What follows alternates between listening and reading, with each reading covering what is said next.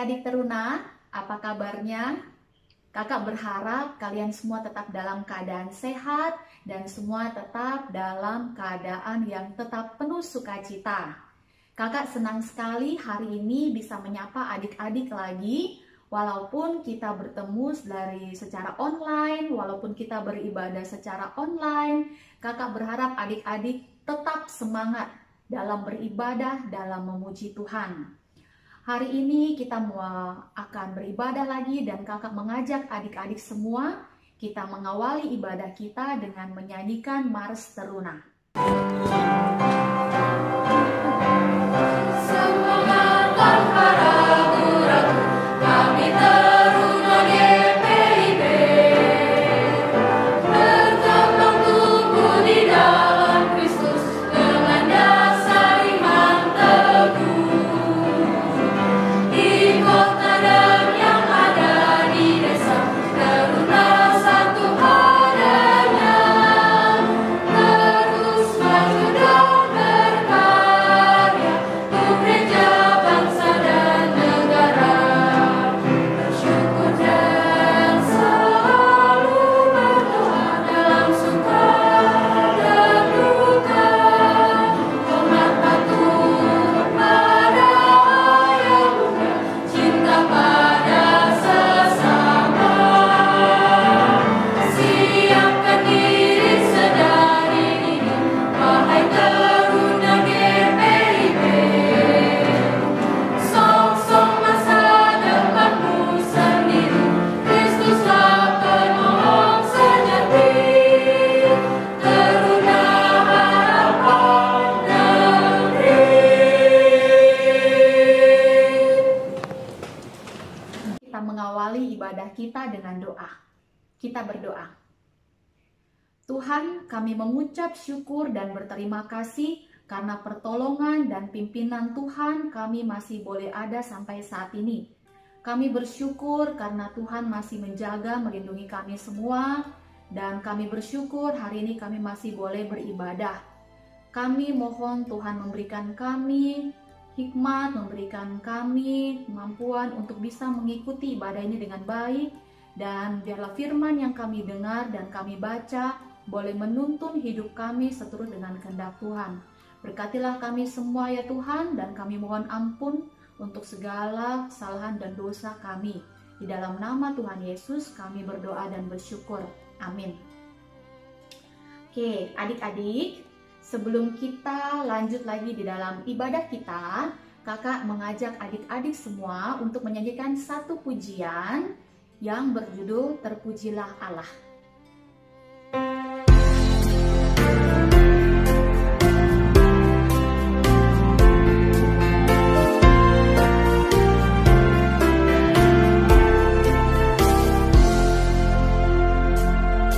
Terpujilah Allah, hikmat-Nya besar, begitu kasih-Nya untuk dunia cemar, sehingga diberilah Putra-Nya kudus, mengangkat manusia serta menebus. Pujilah, pujilah, buatlah dunia bergemar, bergemar, dengar suaranya, datang pada Allah demi Putranya, beri puji padanya sebab hikmat-Nya. Mari kita berdoa. Tuhan, kami bersyukur karena hari ini kami masih diperkenankan untuk membaca firman Tuhan. Sekarang kami akan mendengarkan sharing firman Tuhan. Kami mohon kiranya Roh Kudus yang memampukan kami untuk mengerti firman yang kami baca dan kami dengarkan. Kiranya Tuhan memberikan hikmat kepada kami semua untuk melakukannya, sehingga kami boleh menjadi pelaku-pelaku firman. Kami serahkan waktu ini dalam tangan pengasihan-Mu Tuhan, tolonglah kami semua. Ampunilah salah dan dosa kami ya Bapa, di dalam nama Tuhan Yesus kami berdoa. Amin.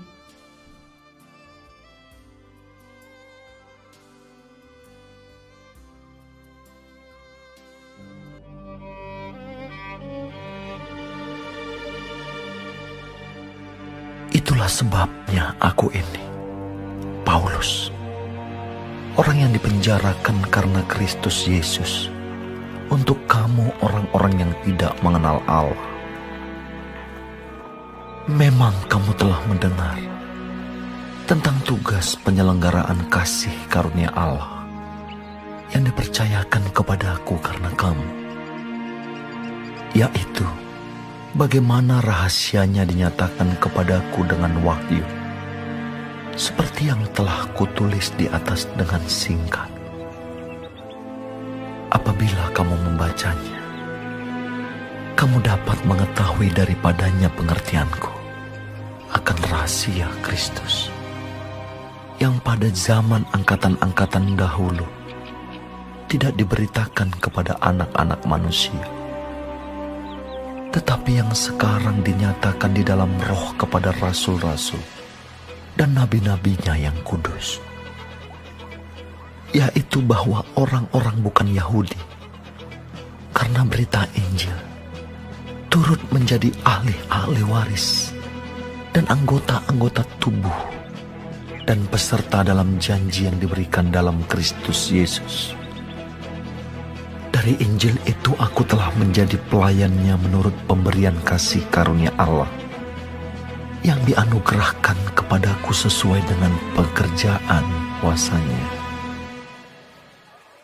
Kepadaku, yang paling hina di antara segala orang kudus, telah dianugerahkan kasih karunia ini untuk memberitakan kepada orang-orang bukan Yahudi kekayaan Kristus yang tidak terduga itu, dan untuk menyatakan apa isinya tugas penyelenggaraan rahasia yang telah berabad-abad tersembunyi dalam Allah yang menciptakan segala sesuatu, supaya sekarang oleh jemaat diberitahukan pelbagai ragam hikmat Allah kepada pemerintah-pemerintah dan penguasa-penguasa di surga, sesuai dengan maksud abadi yang telah dilaksanakannya dalam Kristus Yesus, Tuhan kita.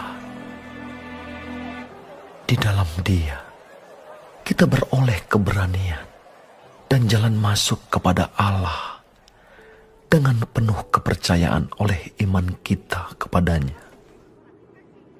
Sebab itu, aku minta kepadamu, supaya kamu jangan tawar hati melihat kesesakanku karena kamu, karena kesesakanku itu adalah kemuliaanmu. Shalom adik-adik taruna, dari sektor pelayanan 1 sampai dengan sektor pelayanan 13, GPIB Bukit Zaitun, Makassar.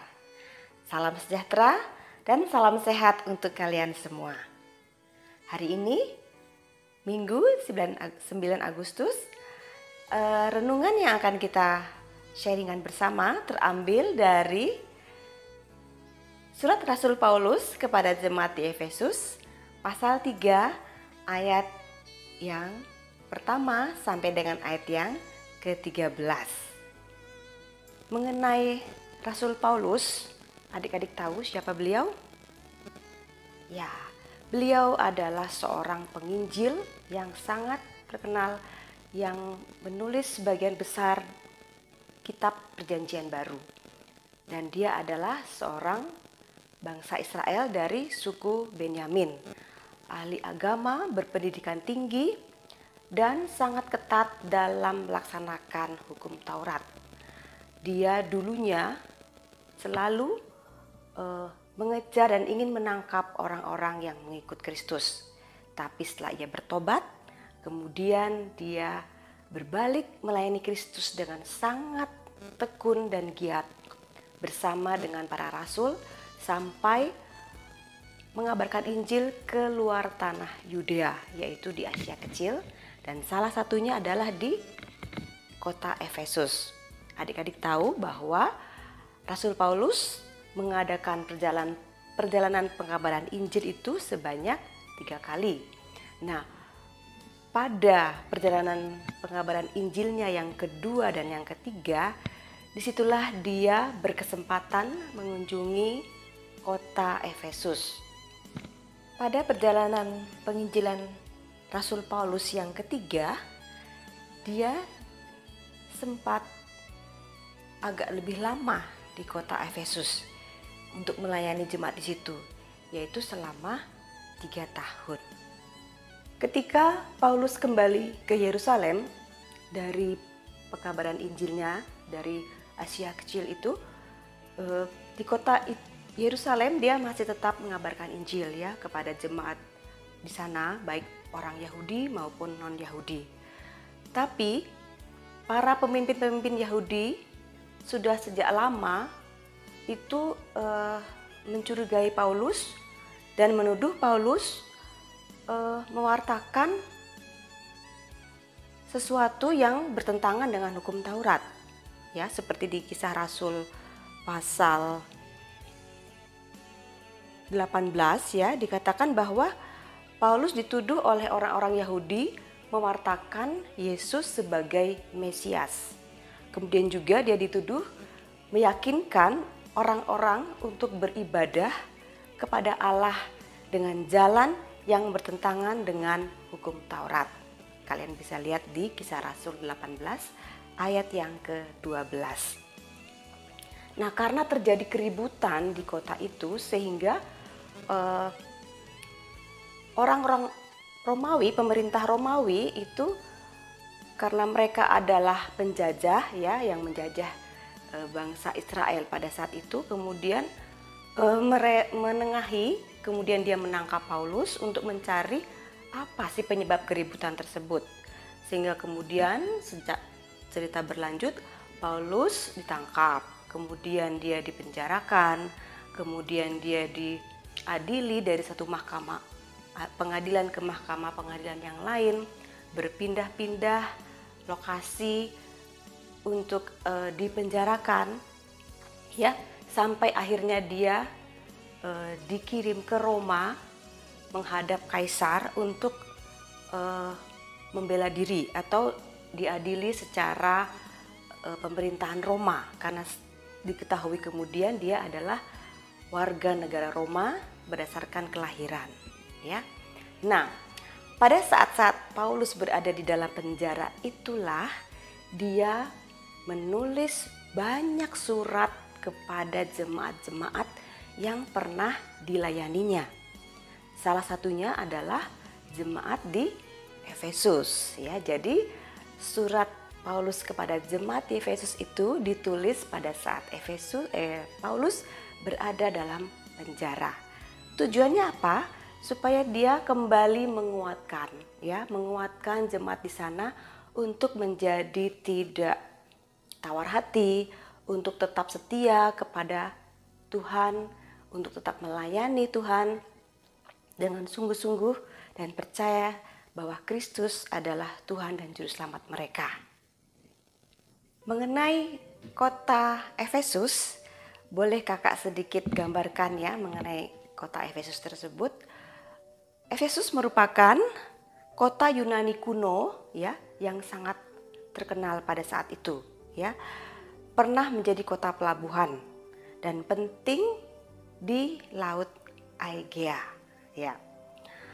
Nah, Efesus adalah kota yang sangat indah ya. Dia memiliki beberapa gedung-gedung yang sangat terkenal di dunia pada saat itu, yang sangat fenomenal atau kita bisa sebut 7 keajaiban dunia pada saat ini, yaitu kuil Artemis ya, itu sangat megah bangunannya. Kemudian ada lagi teater-teater yang besar, kemudian stadion tempat pertarungan para gladiator ya, dan memang konstruksi ataupun ornamen atau bangunan-bangunan di kota Efesus tersebut sangat bernilai budaya tinggi ya. Nah, penduduknya itu terdiri dari orang-orang Yahudi perantauan ya, dan juga orang-orang non-Yahudi, yaitu berasal dari beberapa bangsa-bangsa sekitar ya. Nah, tapi yang sangat ironis pada saat itu bahwa jemaat-jemaat orang-orang Yahudi maupun yang non-Yahudi itu mereka terjadi perseteruan di antara mereka, ya. Kenapa? Bahwa orang-orang Yahudi itu memiliki rasa kebanggaan yang luar biasa terhadap suku mereka, ya. Mereka memiliki kesombongan rohani. Kenapa? Karena mereka merasa mereka adalah umat pilihan Tuhan. Kemudian mereka merasa mereka ini sudah kelompok orang bersunat. Kemudian karena mereka kelompok orang bersunat, mereka juga memiliki janji-janji Allah yang telah diberitakan kepada mereka. Sebaliknya, kelompok orang-orang yang non-Yahudi itu mereka dijudge sebagai orang-orang yang tidak bersunat, kemudian tidak termasuk sebagai kewargaan Israel, tidak mendapat bagian dalam ketentuan yang dijanjikan oleh umat Yahudi, dan mereka memiliki rasa rendah diri mungkin, ya, mengenai anggapan-anggapan yang diberikan kepada mereka. Bahkan Rasul Paulus menggambarkan bahwa orang non-Yahudi itu sebelum mereka mengenal Kristus, mereka itu tanpa pengharapan, tanpa Allah di dalam dunia, dan mereka adalah penyembah berhala, ya, percaya hidup dalam hawa nafsu kedagingan.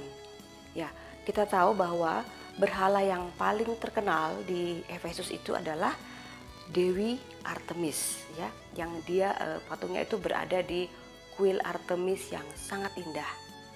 Tapi yang sangat menyedihkan adalah ritual pemujaan Dewi Artemis tersebut diwarnai dengan aktivitas seksual secara massal, ya.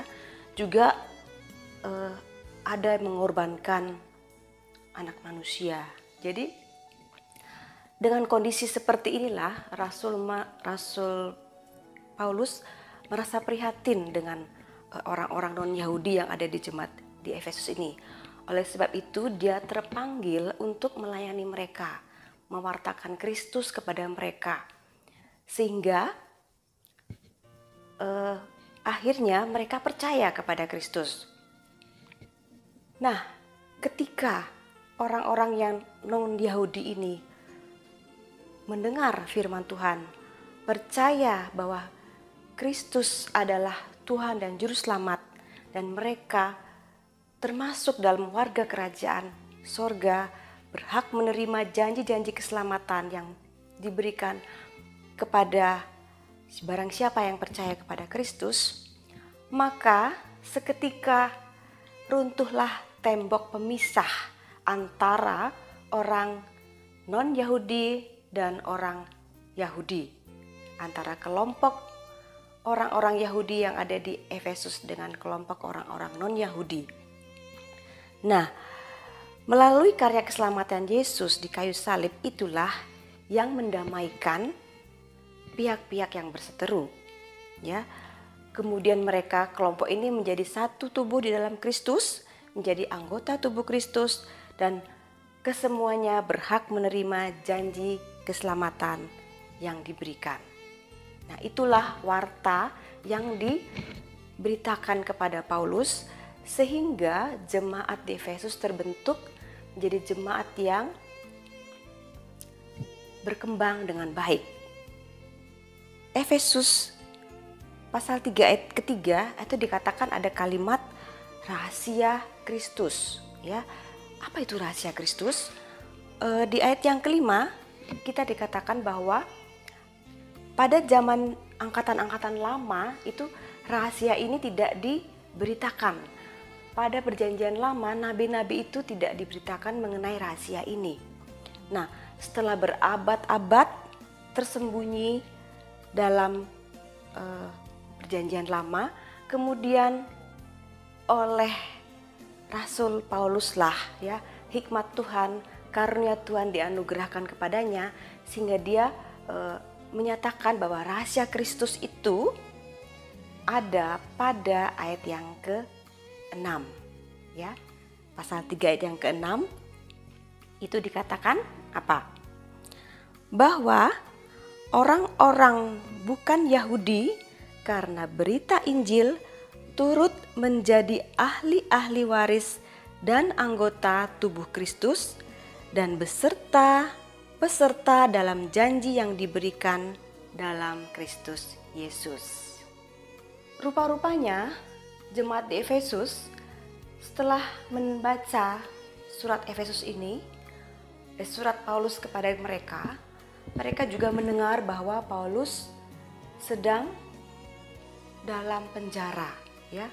Itu membuat mereka kemudian merasa berduka, ya, merasa sedih bahwa orang yang melayani mereka, yang membuat mereka terselamatkan dan menerima keselamatan dari Kristus itu tengah dalam penjara. Tapi di ayat yang ke-13 Paulus mengatakan apa? Walaupun ia dalam penjara, dia meminta jemaat untuk tidak sedih atau berduka melihat kenyataan Paulus mengalami kesesakan dalam penjara. Kenapa? Karena di balik penderitaan Paulus di penjara, lahirlah jemaat-jemaat yang kudus, yang menerima Kristus dan yang menerima janji keselamatan. Itu merupakan sukacita dari Rasul Paulus walaupun dia dalam penjara. Dikatakan ya bahwa kesesakan dia dalam penjara adalah juga merupakan kemuliaan bagi jemaat di Efesus. Adik-adik, kita pun saat ini merupakan atau termasuk dalam golongan kelompok orang-orang non-Yahudi. Melalui keyakinan dan kepercayaan kita kepada Yesus Kristus sebagai Tuhan dan Juru Selamat kita, itu berarti kita pun terhisap dan menerima janji keselamatan.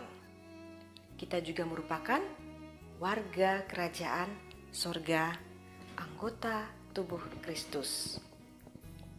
Adik-adik, negara kita Indonesia ini memiliki keberagaman suku dan budaya yang bermacam-macam, ya. Tapi perbedaan yang ada pada bangsa kita ini janganlah menjadi atau membangkitkan permusuhan di antara kita, ya. Karena di dalam Kristus kita adalah sama dan sederajat, ya. Sebaliknya, kita memiliki tugas untuk mengabarkan kabar baik atau rahasia Kristus ini melalui apa? Melalui perkataan, tindakan, dan berteman tidak memandang perbedaan dan latar belakang, ya. Karena setiap manusia memiliki hak yang sama sebagai ahli waris kerajaan Allah. Demikian renungan pada hari ini. Kiranya kasih karunia dan damai sejahtera dari Allah Bapa kita dan dari Tuhan Yesus Kristus menyertai kita sekalian. Amin.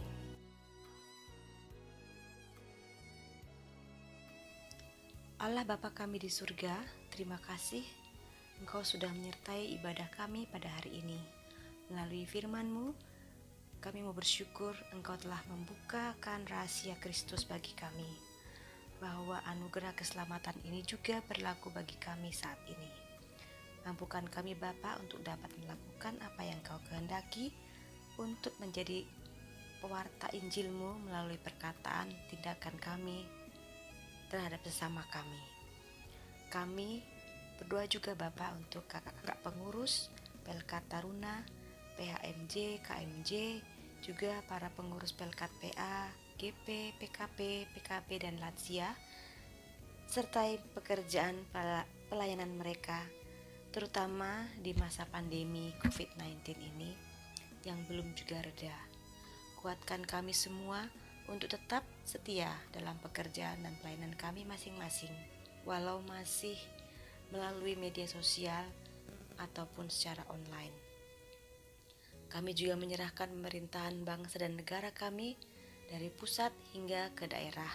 Mampukan mereka untuk dapat bekerja dengan baik dan berkati setiap program-program yang telah direncanakan untuk kemajuan bangsa dan negara kami, juga untuk dapat mengatasi wabah pandemi ini.